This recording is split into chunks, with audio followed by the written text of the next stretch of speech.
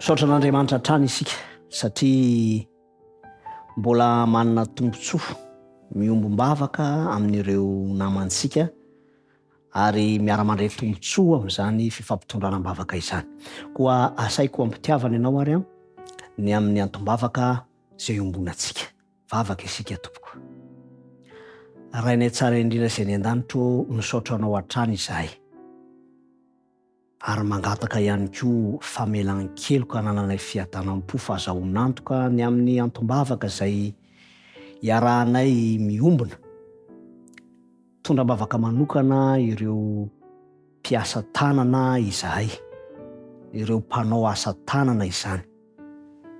Manao izany ho antom-pivelomana isan'andro ary entiny izy ireo miantoka sy mamelona ny angonany.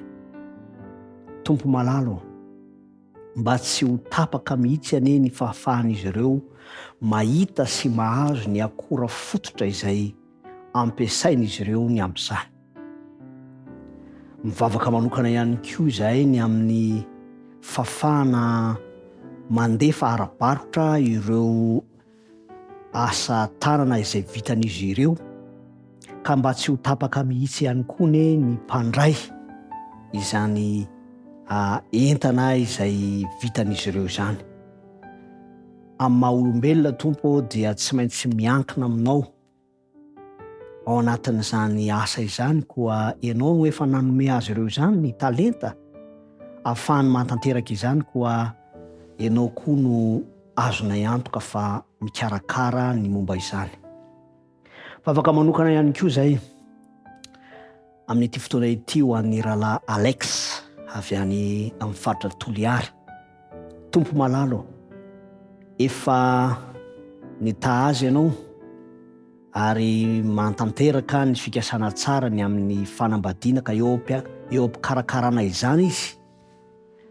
Toany hery zany mpanomponao izany, ary eo am-panomanana tompo dia hitobo hatrany anie ny fatokinanao ho tonga amin'ny fotoanany izay nieritreretana azy zany, ka ho fifaliana iombonana eo amin'ny ankonana rehetra, fa ho fanomezam-boninahitra ihany koa ny anaranao.